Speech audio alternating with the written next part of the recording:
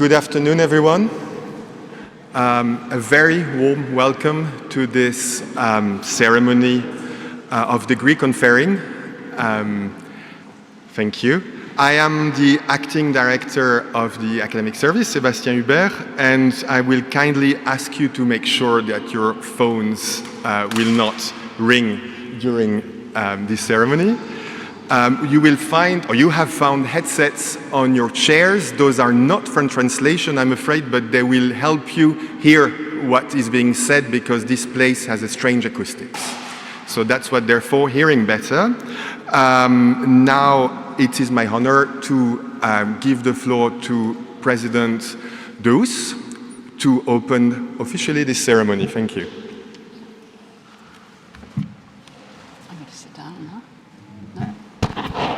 Well, good afternoon, everyone. It's always a pleasure to be able to gather in the Badia Church for this important ceremony. You know that the tradition in this kind of circumstances is to turn to the graduates and tell them, remind them of what they owe to the institution in which they've spent so much time. But today I would like to change the perspective a bit. And I would like to stress another aspect of what makes life in this place so unique, namely the quality of the people who study therein. Indeed, it is indeed a central element in the quality of any academic institution, the quality of the students they manage to attract. And turning to our graduates, I would like to say how much and I'm sure this is a feeling shared by colleagues, how much I am appreciative for your active participation in our programs and your invaluable contributions to the vibrant life of our multicultural community. Throughout your time here, you have constantly demonstrated exceptional dedication, intellectual curiosity, and a genuine passion for knowledge. Your commitment to your research projects, your engaging discussions, your collaborative spirit have all truly enriched our academic life. Moreover, in a multicultural institution such as this one, diversity and inclusivity are not and should not be just buzzwords, but they're guiding principles, principles that we hold dear. And you've played a pivotal role in this, creating a welcoming environment that embraces different perspectives, cultures, and backgrounds. By actively engaging with one another, sharing your unique insights, and fostering a spirit of mutual respect, you have shown the immense power of collaboration and cultural exchange. I have no doubt that the skills, knowledge, and experiences you have gained here will serve as a solid foundation for your future endeavors. You are a testament to the potential of our programs and an embodiment of the values we strive to instill in our students. That's why, on behalf of the faculty and the staff of the Institute, I wish to extend my deepest gratitude for your enthusiasm and your unwavering commitment to excellence. It has been an honor and a privilege to be part of your academic growth and witness your remarkable achievements. As you move forward, please remember that you will always be a member of the EUI academic family. We therefore encourage you to stay connected to share your achievements, and to continue to contribute to the development of the Institute in the future. Once again, thank you for your outstanding contributions, and may your future journey be filled with continued growth, fulfillment, and the realization of your dreams. Thank you.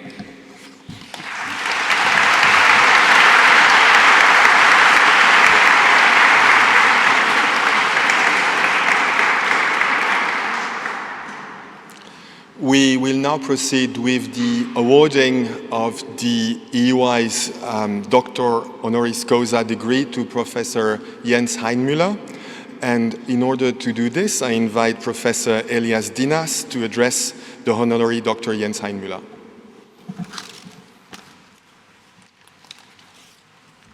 Thank you, Sebastian. Thank you. So, in the search for an honorary doctorate, one hopes to come up with a scholar who has left a strong and positive imprint in their discipline. So that's what we also try to do as a department this year. Doing so, we almost inevitably arrived to Jens Heinmüller. True, Jens is remarkably, one might say outrageously young for such an award. With a PhD from Harvard only in 2009, it feels as if there has been no time for Jens to even showcase his full potential. Yet again, within this period, Jens has already published more than 60 articles in all major journals in political science, as well as in all prestigious science journals. Having already won numerous distinctions and awards, his research has profoundly shaped essentially two strands of research: migration research, as well as political methodology more general. Let me provide a quick overview for each one of them. Jens' contribution to migration research has been twofold. First, she questioned the dominant until then economic explanations to immigration attitudes towards immigrants by natives, and she put forward a different explanation, that of cultural threat. Using multiple data sources and methods, she convincingly demonstrated that anti-immigration attitudes are not so much driven by economic threat, but rather by cultural threat. She also went on to try to understand what exactly this cultural threat consists of. In a way, Jens' own work has motivated some very exciting research, current and recent research, which has been trying to precisely qualify his by now catchphrase, as written in the annual review of political science in a review of the relevant literature, the catchphrase being that the economic threat theory in that context is a ghost theory. Second, Professor Heinmüller took vivid interest in trying to help both economic and the social integration of asylum seekers. She quickly realized that, as most important social phenomena, this work could only yield fruits if scaled up. He thus formed what has been the first lab, I think, well-known lab in political science, although it is not only political science, it's an interdisciplinary lab, the Immigration Policy Lab at Stanford, with a partner lab also in Zurich. Through this infrastructure, Jens has been able to influence stakeholders around the world about how to best address the ever-increasing tensions arising from population movement across the globe. Now, as far as political methodology is concerned, it is perhaps best to describe Jens in the following way. In one South Park episode, Cartman and his friends are trying to come up with new tricks, but any attempt seems futile. The response they always take from peers, teachers, and parents is the same. The Simpsons already did it. Well, Jens is the Simpsons of political methodology. Suffice it to see what methods are used in most of the SPS theses coming out over the last year. Some of them are also here in this room. Synthetic controls, conjoined experiments, entropy balancing, flexible nonlinear smoothers, all that is based on Jens' work. All of this has been either invented or popularized by Jens. Now, inasmuch as these achievements alone are remarkable, none of them is, I think, sufficient to explain why and how Jens has distinguished himself in the discipline. The key here is neither his numerous publications nor his research and policy work. Rather, the key lies in the role Jens has played in redefining empirical political research. It is perhaps fair to say that no one else has had greater impact than Jens in the standards we all apply now in our work. Let me try to explain why this is the case and try to convince you. This is what Jonathan Rodin was writing, introducing a chapter in an edited volume about institutions back in 2008. Like a fashion trend traveling from New York to the heartland, I know my students are laughing already because I tell them this all the time. Soul searching about causality has made its way from economics to political science with the usual lag. Gone are the days when it was enough to have a nice theory, a conditional correlation, and some rhetoric about the implausibility of competing explanations while implying but assiduously avoiding the C word. Editors, reviewers, and search committees are beginning to look for more explicit and careful treatments of causality. Almost 15 years since that quote, we now know that what Jonathan Rodin was describing was not simply another short-lived trend, but a shift of paradigm. It is no exaggeration to say that Jens is the absolute pioneer in that trend in political science. His work in 2009 at the American Political Science Review is the first application of a regression discontinuity design in the field. His political analysis paper on the German TV effects on attitudes towards communism is the first application of instrumental variables as natural experiments again in the field. A few years later, the ELBA paper in the American Journal of Political Science is again the very first, or one of the very first, difference in differences applications in political science. Of course, these examples might now appear somewhat trivial, and I understand that.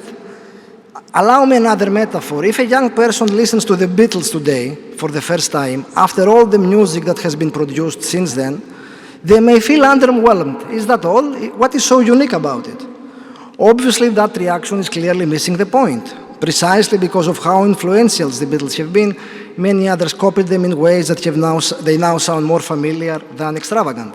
This is pretty much the case with Jens Heinmuller, which means that to grasp fully the contribution, one needs to go back to those early years, the days in which he, as a PhD student at Harvard, would begin to change the field.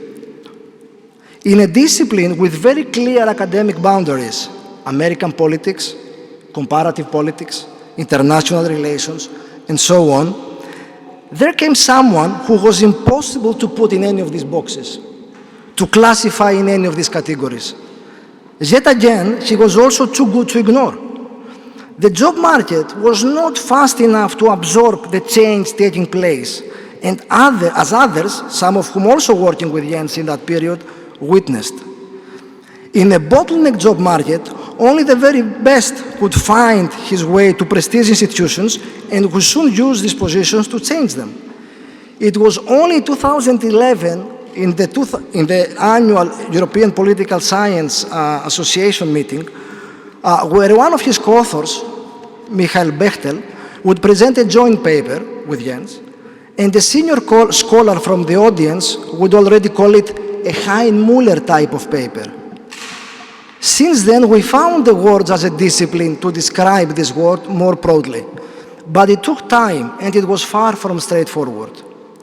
And it was not straightforward because this paradigm invited also criticism.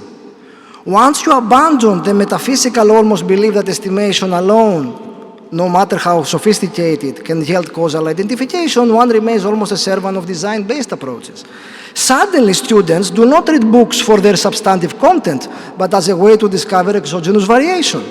By the same token, the voices about losing the forest for the tree became increasingly popular. Well, importantly, this line of criticism never really related to Jens' work. From the very beginning, Jens was not driven by the opportunities offered from any exogenous variation out there. Instead, he was motivated by questions. Do politicians become healthy from being into politics? And if so, why? Did Western media in communist countries affect people's views of the regime? What explains attitudes towards free trade? What accounts for transnational solidarity during the Euro crisis? Who was against Grexit and why? Are citizens or elite more likely to discriminate against immigrants? Did the German reunification benefit or harm the German economy? These are all different questions, but they have one thing in common. They are simply too interesting and too important to simply ignore. And I conclude by saying the following. To understand the difference between Jens and others in the field, one only needs to consider where the center of gravity lies. Once the problems of the model-based approach to causality were revealed, the easy response was abandon the observational world and just run experiments. Jens never took that path, and this is perhaps another aspect that also sets him apart. For Jens, the wild observational world, despite its difficulties, was not only valuable, but often more interesting and inspiring than the safer experimental settings. Precisely because questions came first, Jens' main contributions was not so much to introduce political science to experiments, but rather to help political science improve its observational work. And this is perhaps his most fundamental contribution to the field. For all these reasons, I therefore present Jens Heilmüller for admission to the honorary degree of the Doctor of the European University Institute.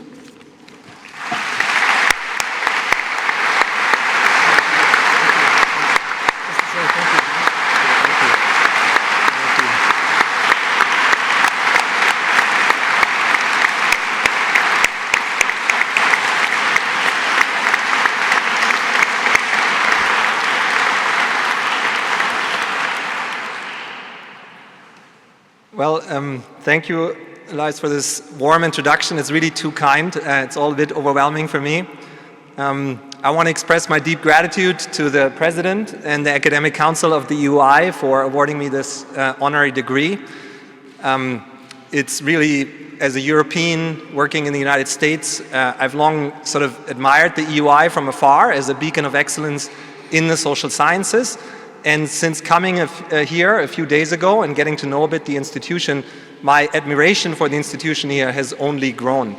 It's been really extraordinary to meet the brilliant faculty and meet some of the excellent students here that are so passionate in terms of addressing some of the core issues with their research that Europe and the world are facing today. And so my congratulations to you for creating such a productive, inclusive, and really world-class academic environment.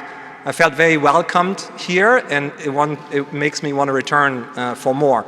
Not only perhaps for research and teaching, but I would also love to participate perhaps in some of these soccer games that I heard are happening here and are very heatedly fought. So I can make a small contribution there, perhaps. I also want to extend my warm congratulations to the graduating class today. I know from my own experience in mentoring lots of students how difficult it is to finish a PhD. It's really a monumental accomplishment, and today should be all about celebrating all of you and the hard work and dedication that you put into your work and the pursuit of knowledge, and also the families that have stood behind you, supporting you in this endeavor. And so thank you again for this honor. I'm really humbled, and I humbly accept the honor. Thank you.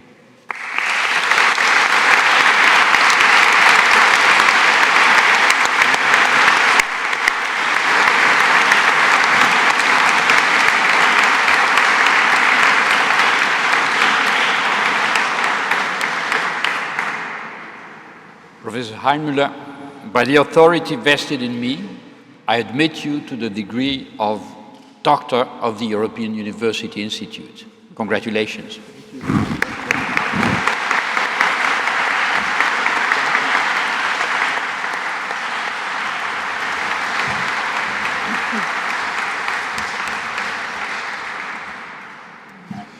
So, we will now move to the actual award of the doctoral degrees.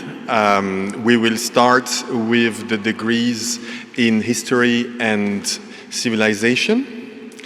May I please ask the graduates to all stand up?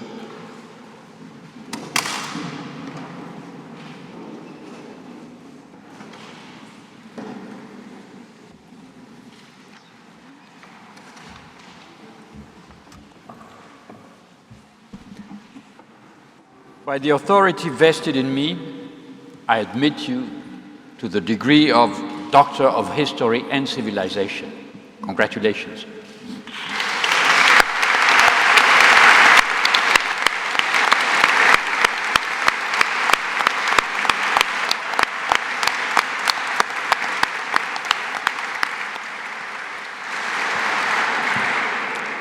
So now I will call you one by your name to come forward and receive your doctorate. The first person is Norman Aselmeier.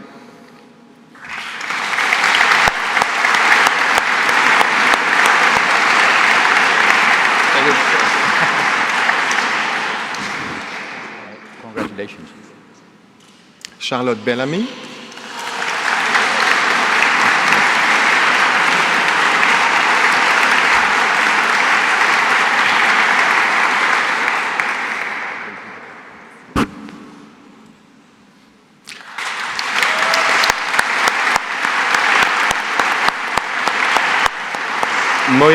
Moira Dato.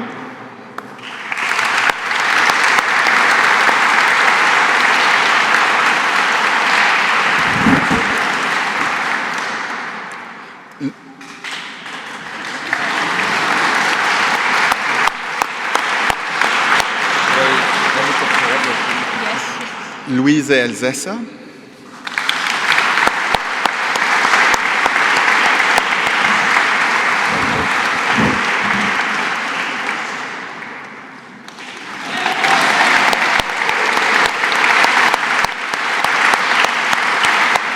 Turkay Gazimova.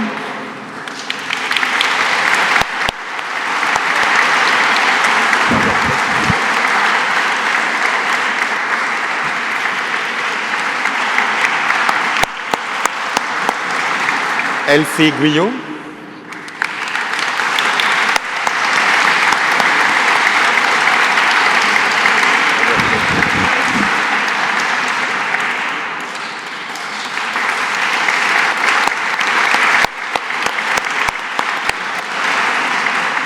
Adam James Humphreys.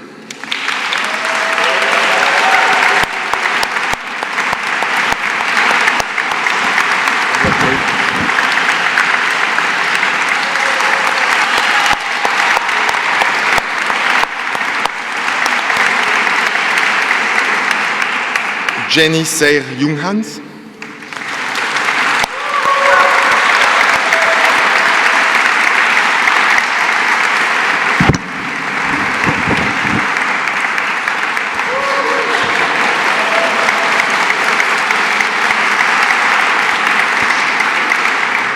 Kirsten Maria Johanna Campois.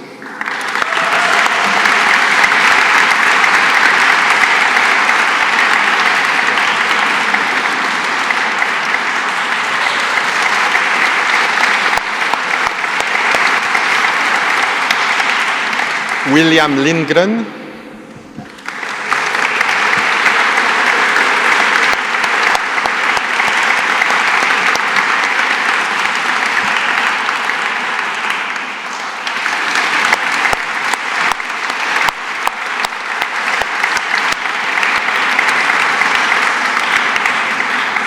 Mari Olafsson Lundemo.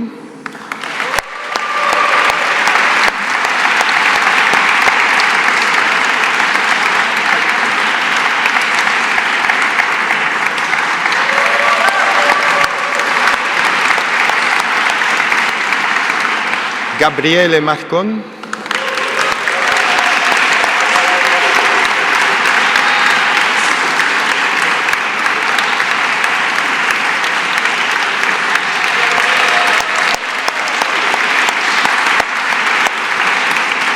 Adrian Georges Matous.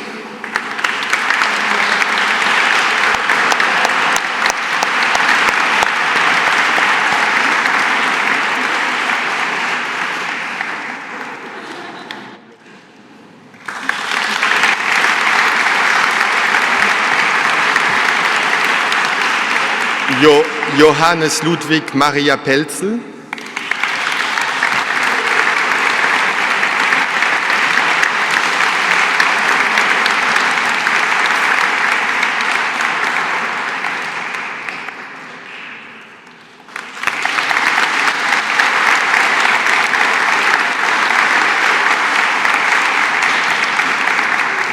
Dr. Una Swanil Piñar Altermat.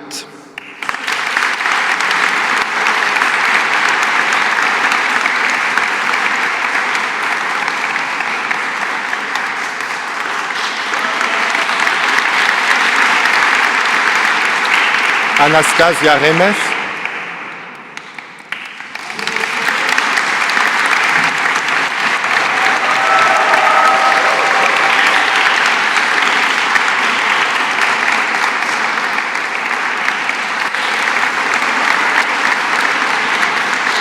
Alexandra Elena Tobias.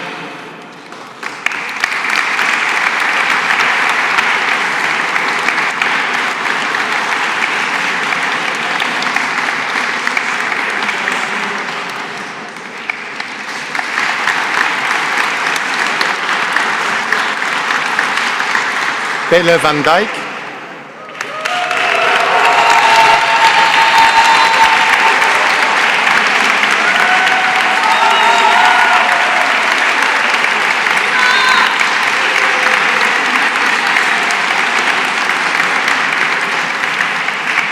Sasha Vejzagic.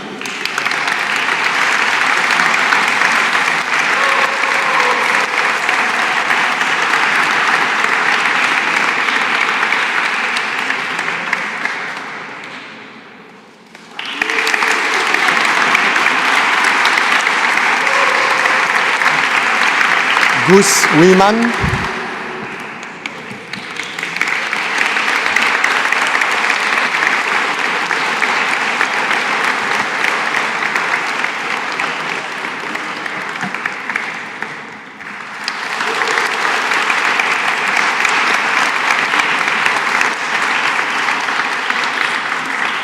Thank you. We will now move to the award of the PhD degrees in economics. May I please ask the graduates in economics to stand up?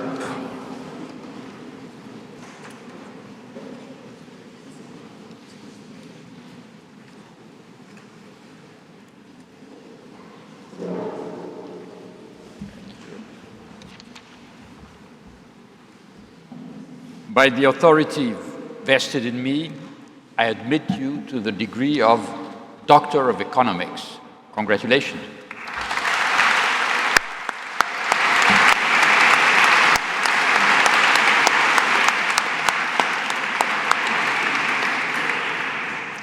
We start with Miguel Alquezar Yus.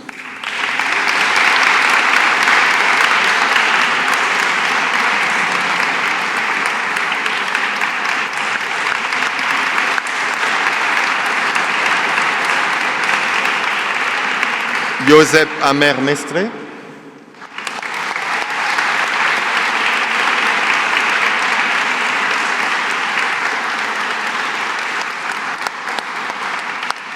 Alaitz Ayarza.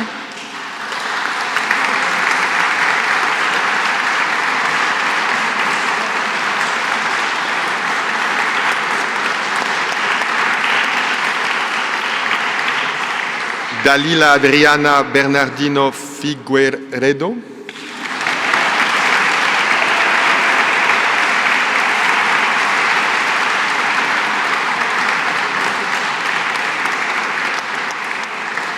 Nathalie Kessler.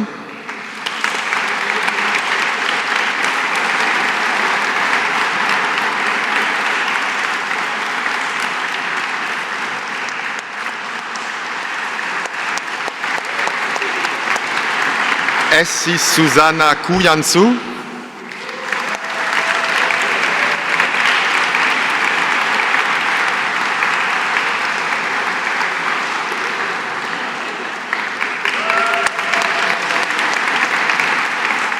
Lukas Nord.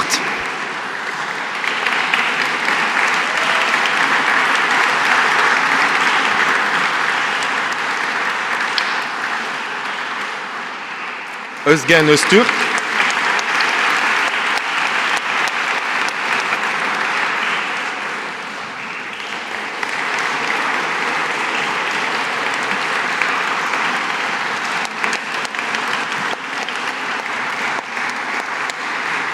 Matthias Schmidt-Bleicher.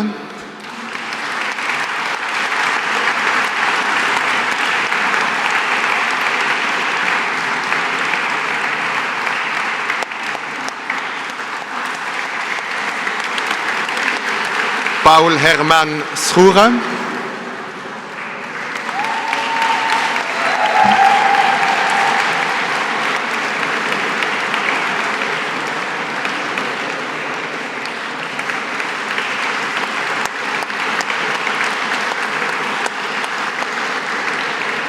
Nicole Anna Maria Stulinga.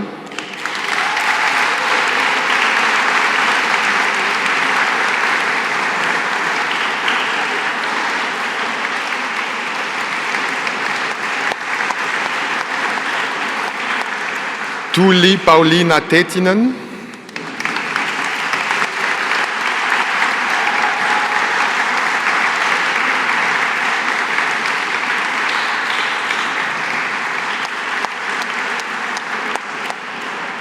Zoe Sarah Verdoen.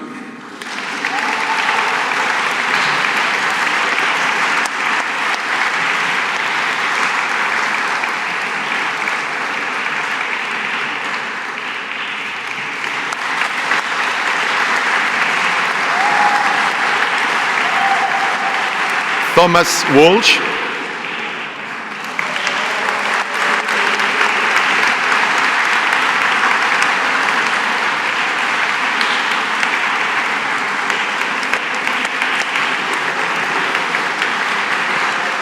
Zheng Wang.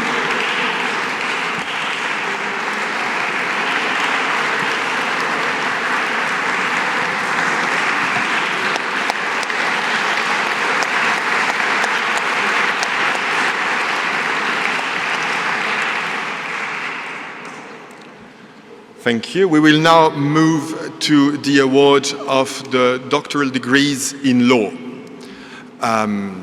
May I please ask the graduates in law to stand up?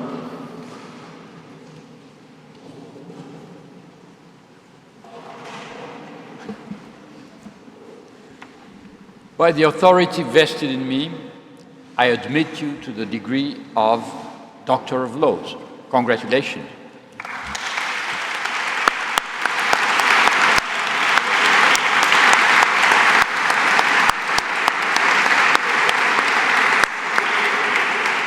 We will start with Hannah Miriam Atsakpa.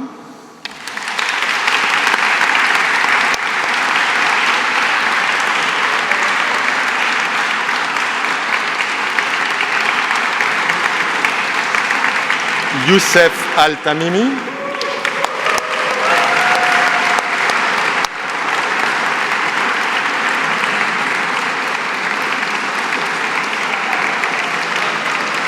Leon Edward Dijkman.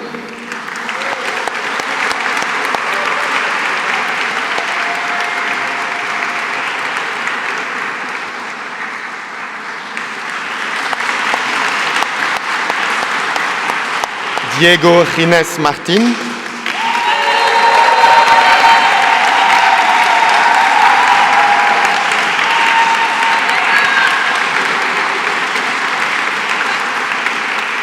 Julian Petre Yanou.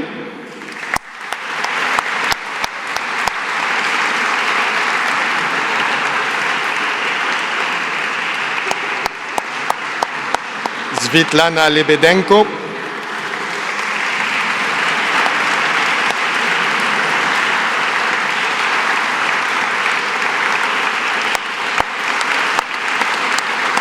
Pablo Javier Marina Rosado.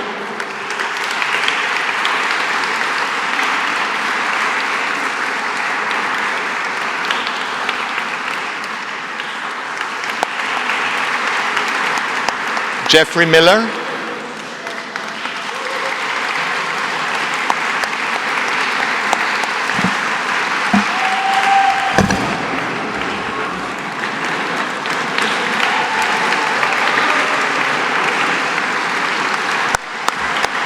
Anna Maria Novak.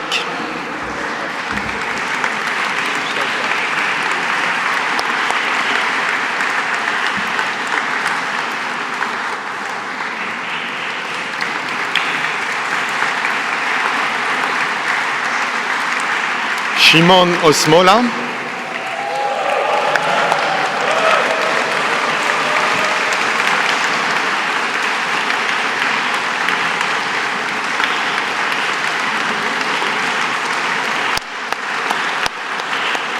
Mario Pagano,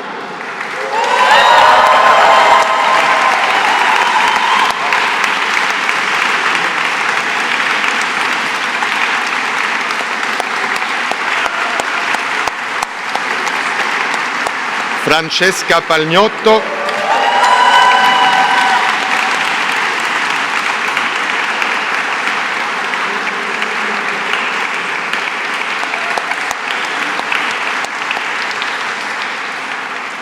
Lazar Radic,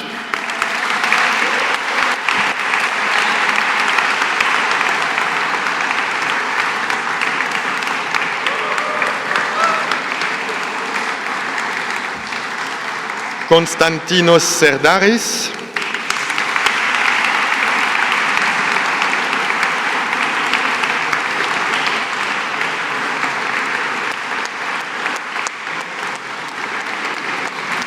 Tianying Song,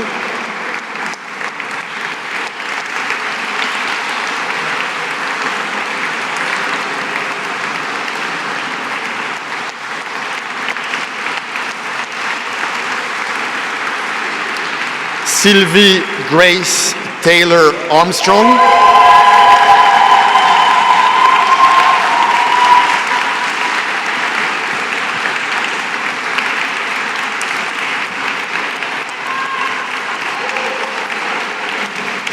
Marie-Anne Frédérique Wilmette.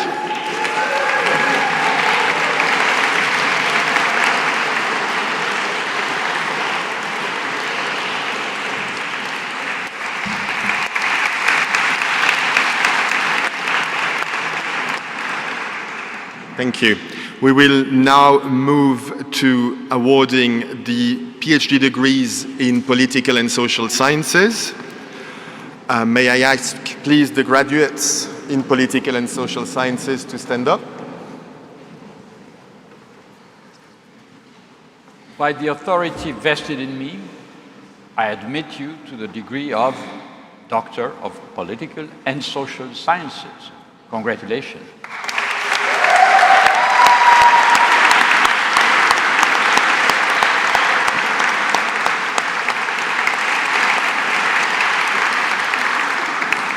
We start with Daniel Alves Fernandez.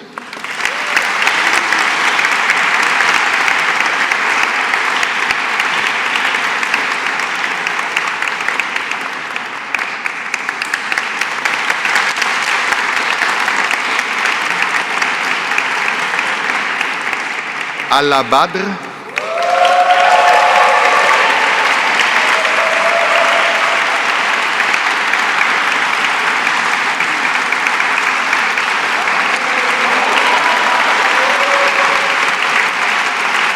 Farida Belkacem.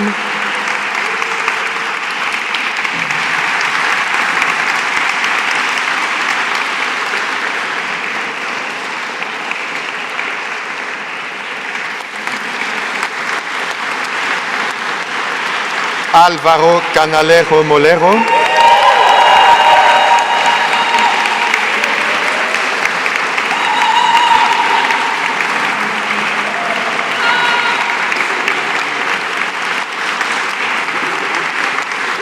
María del Mar Cañizares Espadafón.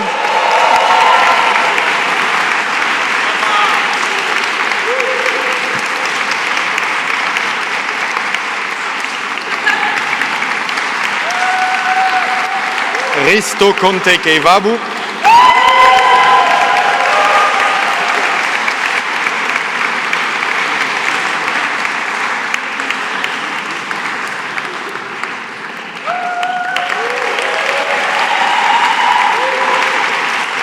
Feike Elisabeth Maria Vliervoet.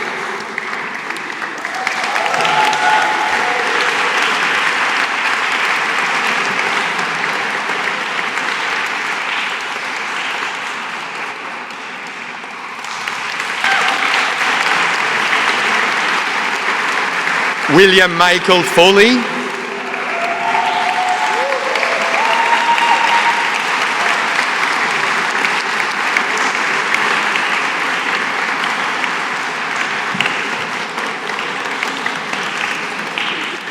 Corinna Funke.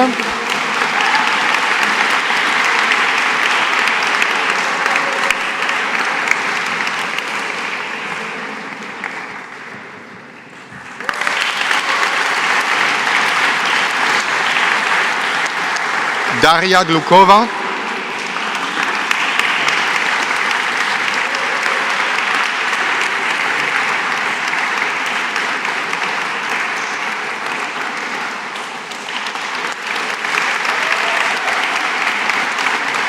Grzegorz Adam Kreszanowski.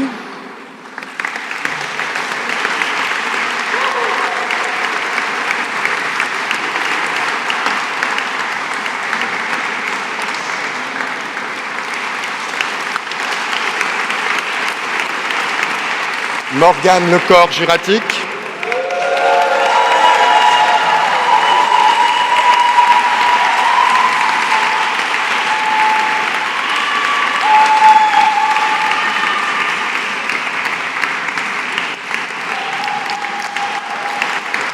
Sergi Martinez.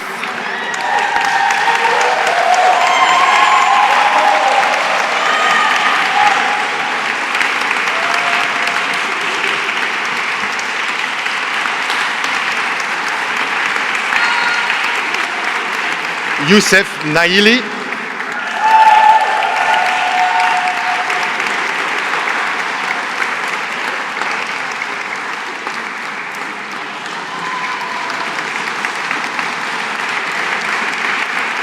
Katarzyna Nalewajczko.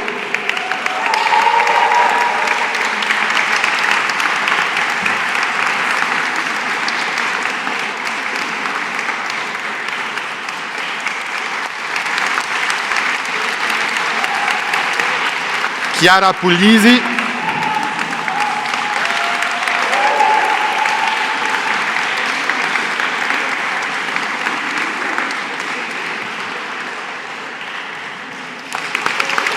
Ana Ruiz Pérez Núñez.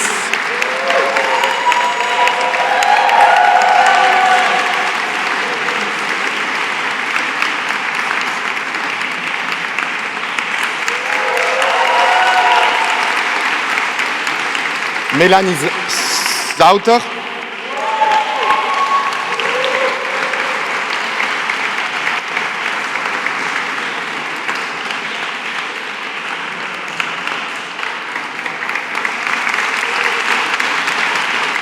Lukas Schramm.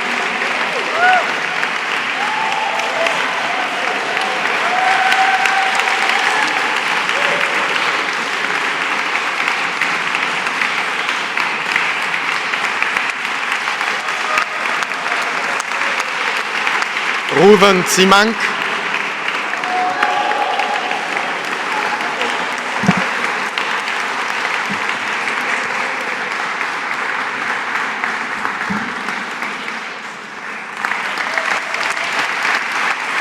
Natalia Telidou.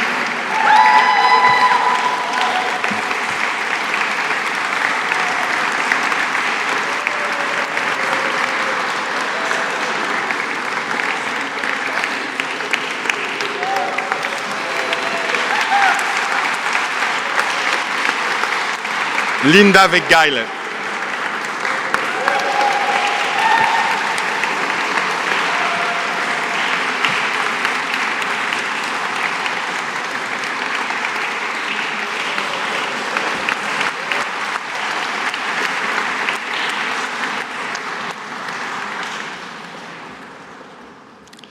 We will now proceed with the award of the LLM degree in Comparative and International Laws. May I please ask the LLM graduate to stand up?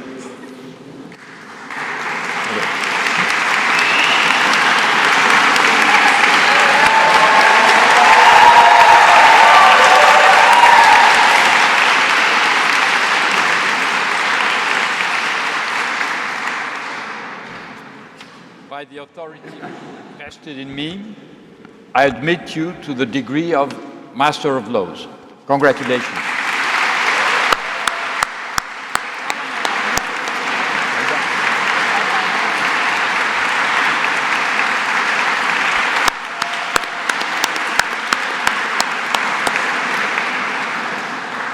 This was George William Oliver Hill. Now we're moving to the musical interlude with the EY choir and its director Valerio Del Piccolo, the musical program is in your leaflets. Thank you.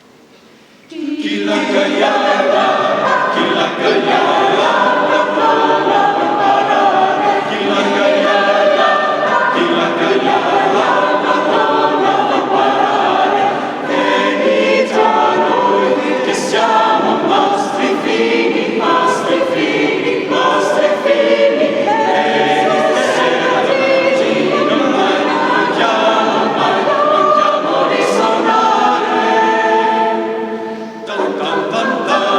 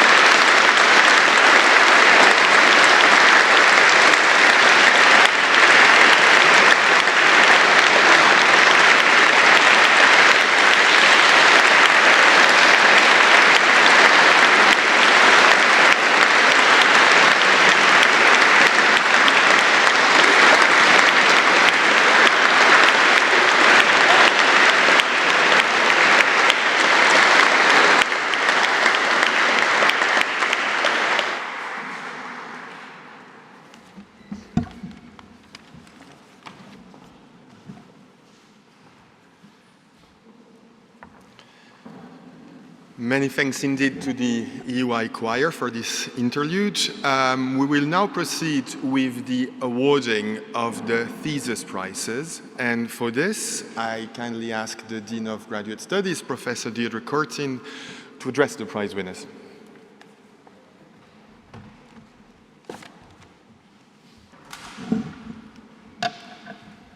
Thank you. It is my pleasure to address you today as the Dean of Graduate Studies as we come towards the close of this celebratory ceremony. We have 5 special prize winners today from 3 different departments: economics, law, and SPS. When looking deeper into your work and the reasons for the recognition of your excellence, I was struck by how all 5 of you, spread across different departments, very different subjects, and also radically different approaches, are all really creative, cutting edge in your research, and of course, making significant contributions to your field, be they theoretical, methodological, or empirical. It seems to me all your younger selves took risks and displayed courage in the subject you chose and the way you did your research, guided and supported by engaged faculty and wider communities. And now you have all spread your wings and flown far afield. But before I move to each of you, one by one, let me share one general quote from the second exit survey conducted among all researchers who defended their theses between September 2021 and August 2022, and I quote, so maybe one of you recognizes it. The EUI prepares researchers for excellence, but it also has a certain magic that connects people around the world. There are people we meet at the EUI with whom we share the whole experience, who will remain our friends despite different career paths, life choices, and countries of origin or destination. There are other EUI people who were there before or after our cohort that we will meet in other circumstances, and we will share a sort of EUI bond with them too, despite different backgrounds. For example, now I am working in a different academic institution with other EUI alumni that I had not met at the EUI. Although we were not at the EUI at the same time or in the same department, our memory of the EUI, of the incredible learning experience, is at personal, academic, and intellectual levels, makes the EUI a sort of shared space that ultimately brings us and our research closer. End of quote. I don't think anybody could have said it better than that. So now let me turn to the prizes. First, the Vilfredo Pareto Prize for the best doctoral thesis in economics. This is actually the broadest of all the prizes, and it's no small achievement to be awarded it by your department. We have 2 prize winners this year, and you'll be called in alphabetical order. And I'd ask you, when I call out your name, if you just stand up, and then when I finish, you come and get your prize. That's how we're going to do it. So Lucas Nord.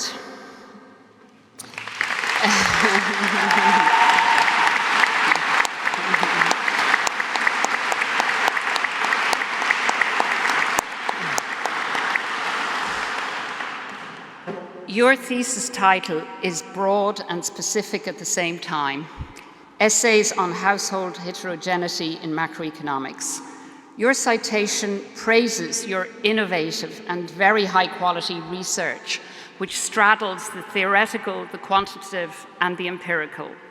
It lies, in the words of your jury, and I quote, at the very frontier of economic research. You studied in a path-breaking fashion how different aspects of inequality across households shape macroeconomic trends and the desirability and effectiveness of different policy interventions.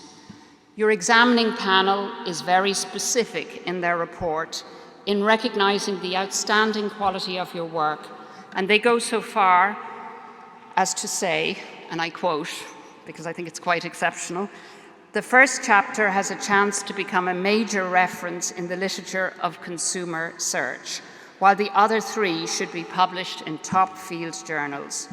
You already have an assistant professorship job lined up at the University of Pennsylvania. Many congratulations, and please come forward.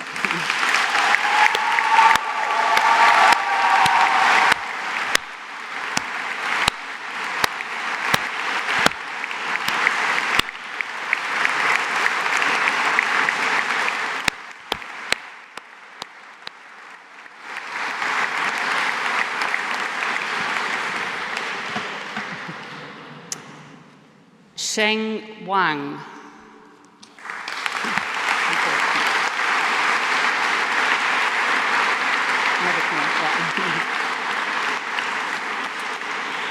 You were also awarded the Vilfredo Pareto Prize.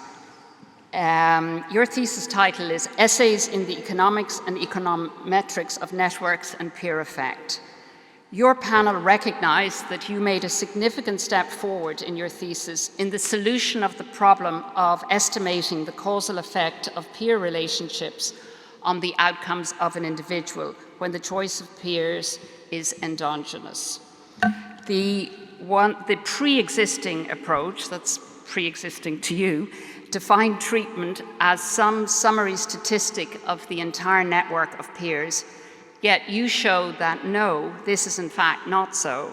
It is each single peer relationship that matters to the outcomes of individuals.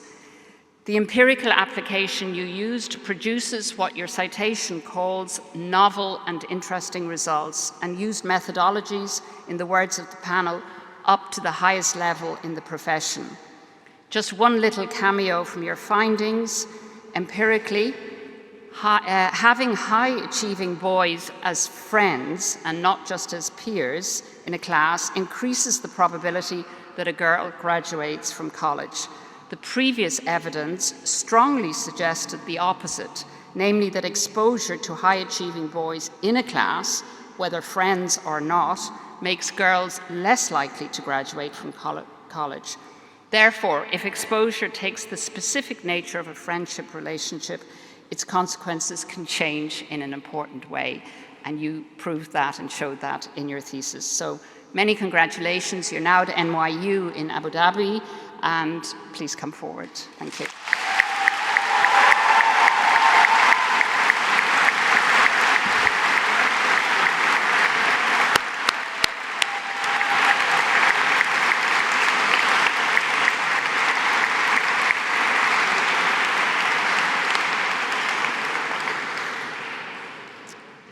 So now we turn to a different department, this time law, and the 2022 Antonio Casesa Prize for the best thesis in international law, Yusuf Al-Tamimi.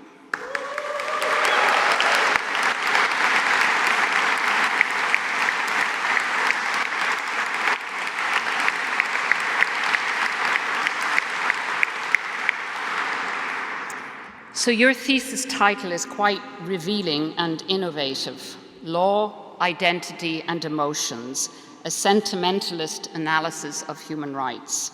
So this is a thesis about the role of emotions in the understanding of human rights. It combines a large empirical study of the work that the concept of identity does in the case law of the European Court of Human Rights with an exploration of the social theory of identity. Your citation states that your thesis as a whole is, and I quote, a thoughtful and inspiring meditation on one of the most fraught concepts in legal and political discourse. So this is excellent praise, but it pales compared to the words of one of your, the reports of your panel, of the examining board. And she started that report with the word, wow. And let me tell you, lawyers don't often use the word wow. Maybe in other disciplines, but we don't. So one internet source describes the interjection wow as, and I quote, not an emotion as such, but a composite of several pleasant emotions: pleasant surprise, desire, and fascination. Your thesis not only studies thousands of cases, but engages with relevant literatures far beyond law and shows their relevance to law. In addition, it does so in a crystal clear writing style. And as one of your reviewers put it, you are in control of the narrative from beginning to end. The words don't run away. Each and every word, each and every sentence flows from one to the other. From the Netherlands to Florence, and then to Yale, and now Strasbourg, teaching in between at Sciences Po, you are spreading your particular form of magic and creativity and clear thinking coming from the UI. Congratulations.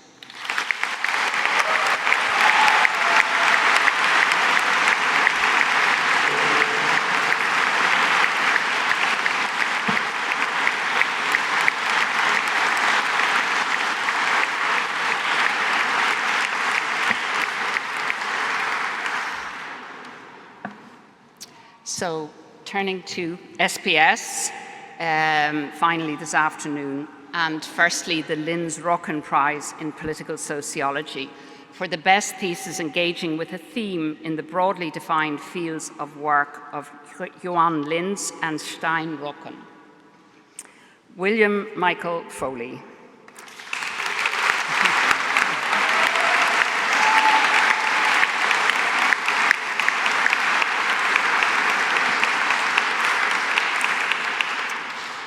You win, for me, the best thesis title this year. It is, and I quote, "The race is not to the swift, the role of social cognition of reproducing class-based inequality." The title really says it all in a masterful way. The quote is taken from the Ecclesiastes verse that I will not quote in full now for reasons of time, although I think we are actually ahead of time, so I could have, but I won't. And in your own words, and so again, this is in your words, the verse pithily encapsulates two core aspects of the thesis: the emphasis on the fundamental uncertainty of human endeavor and the disassociation between true ability and actual socioeconomic success. The cognitive bias that upper-class individuals, so-called, are more competent than so-called lower-class individuals helps explain meritocracy and inequality acceptance in modern democracies. Your first achievement is the actual identification of this bias in an innovative experiment. You separated the bias from statistical discrimination in what world-leading Stanford sociologist Cecilia Ridgway describes as the first convincing test of this sort. In the words of the prize committee, and I quote, "With this outstanding work on the legitimation of class-based inequalities, Foley has made a significant contribution to the interdisciplinary understanding of political value in contemporary societies." End of quote. And this is no small achievement. But you do have something with medieval cities, and it seems they're getting progressively bigger as you travel through Europe, because you hail from the medieval Irish city of Kilkenny, you came to Florence, and now you're at the University of Carlos III in Madrid. So, warmest congratulations. Please come forward.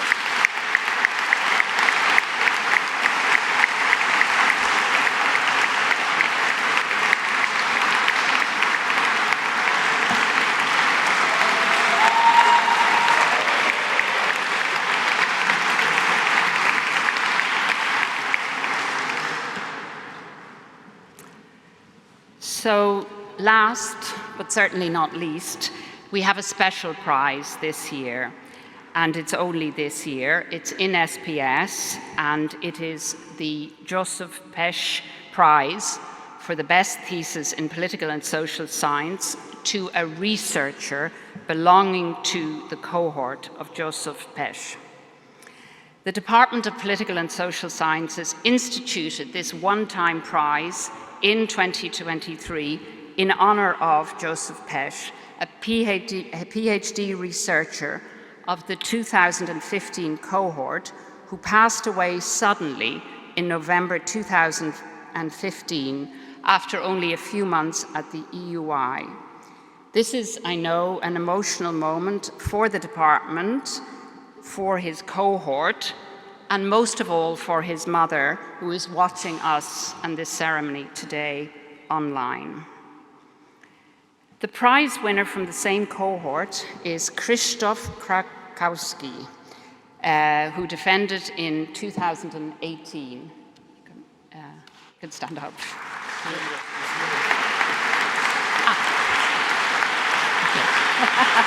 Okay, thank you.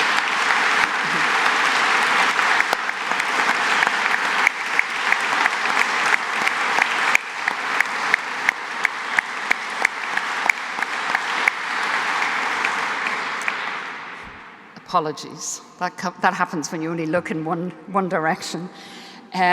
So your thesis title is Some Behavioral Legacies of Exposure to Gangs, Riots and War. Christos, your introduction makes clear that your thesis was inspired by the sudden and unexpected death of close family members and the lasting effect on your relatives' lives. Your thesis studies the impact of exposure to violence on pro-sociality. All 3 standalone chapters were published in excellent journals. Your outstanding thesis combines, in the words of the prize committee, theoretical innovations with creativity in empirical design, all while studying 3 very different research contexts: gangs, riots, and war. I keep my words deliberately short so I can give you the floor for a few of your own words at this doubly moving moment, as we remember also through you also the sudden loss and trauma of losing Joseph Pesch so unexpectedly that November day in 2015. Please come forward to accept your prize and then to say a few words yourself here at the microphone.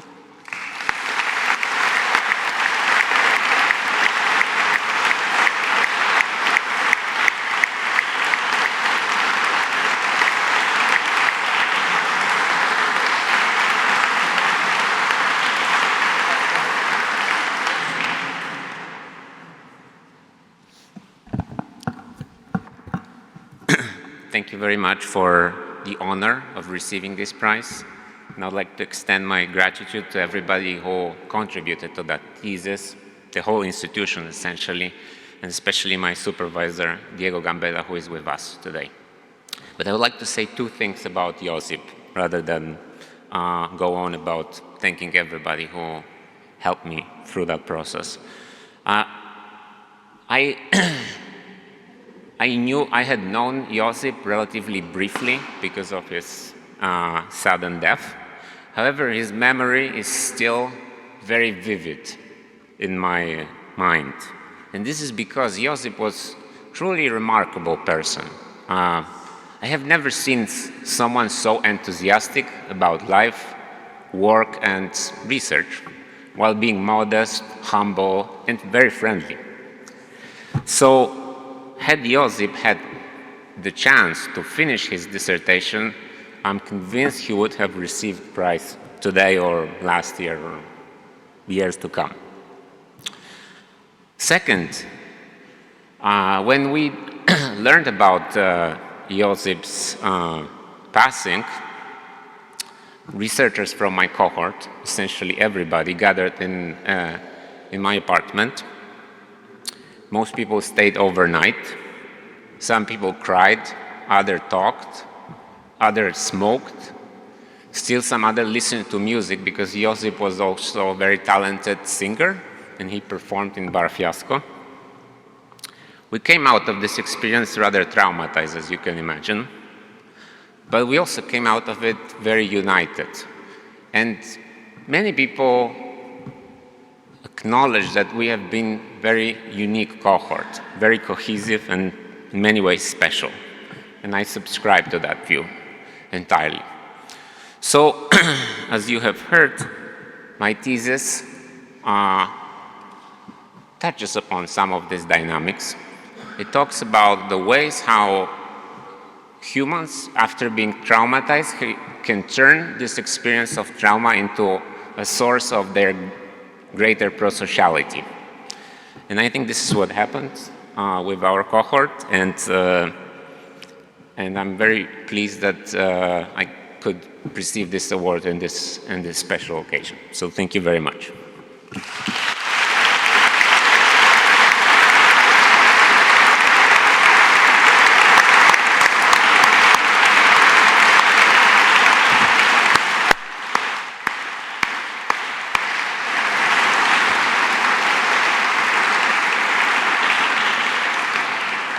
Thank you, Christophe, for these words. Now it's time for the graduate salute. And it's my pleasure and honor to invite Dr. Zlitana Lebedenko, PhD graduate of the Department of Law, to address her fellow graduates for this cohort. Thank you.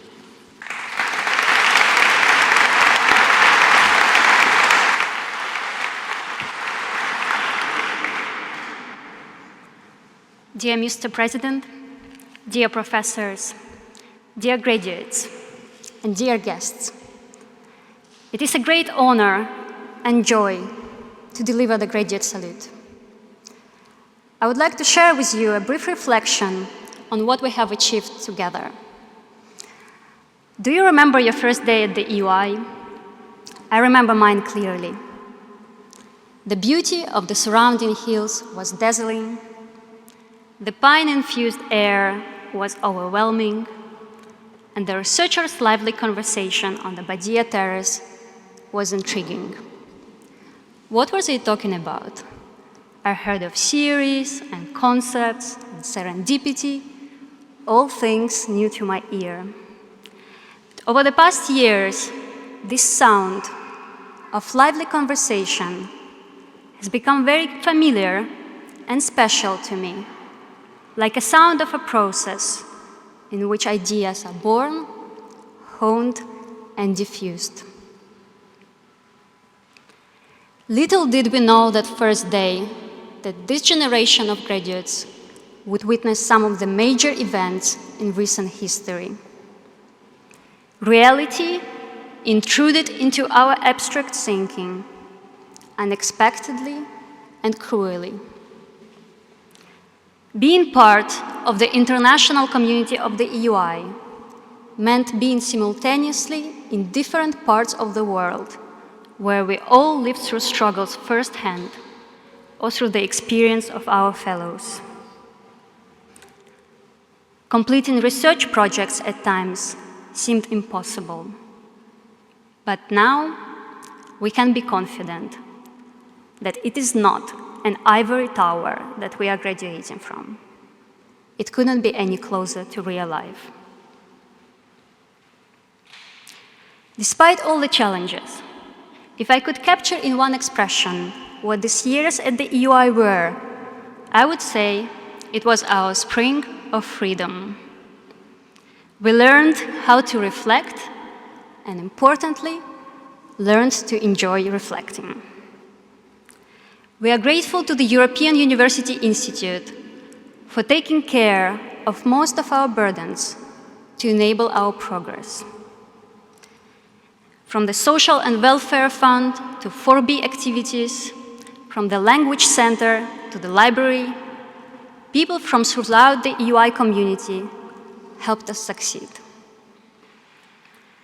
We are infinitely grateful to our professors for their guidance and crucial support in our research and much beyond.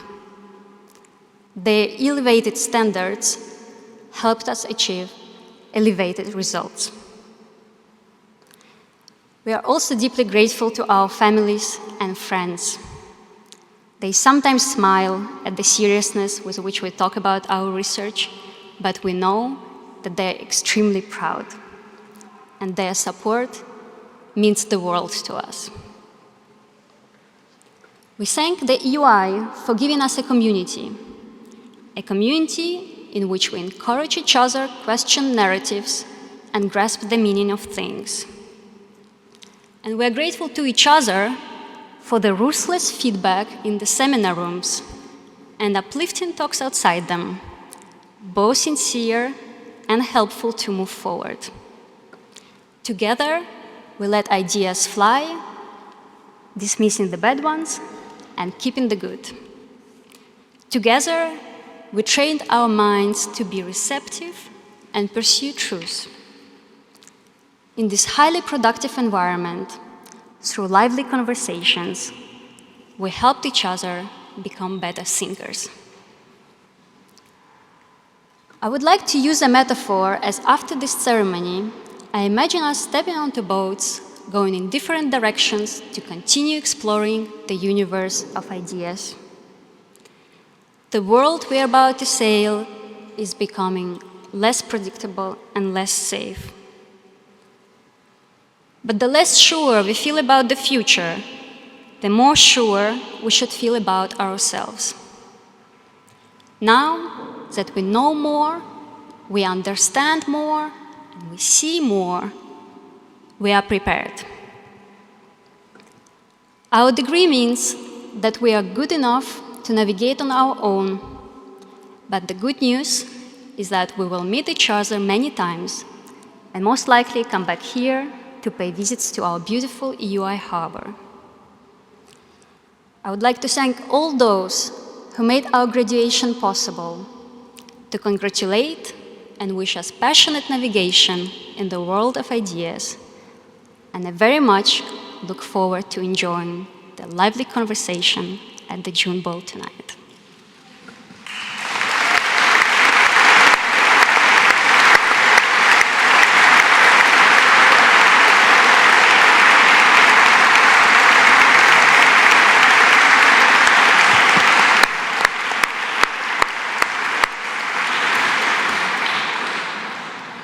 So this is the end of this ceremony, but it's going to happen in a special way, which I need you to listen to, please. So the graduates will leave with the president and the dean of graduate studies and take a picture in front of the church. In the meanwhile, the rest of us have to remain in here and wait. But you are all invited to a reception outside on the square once they are done with the pictures. So thank you very much, and please leave your headsets on your chairs. Thank you. See you out there.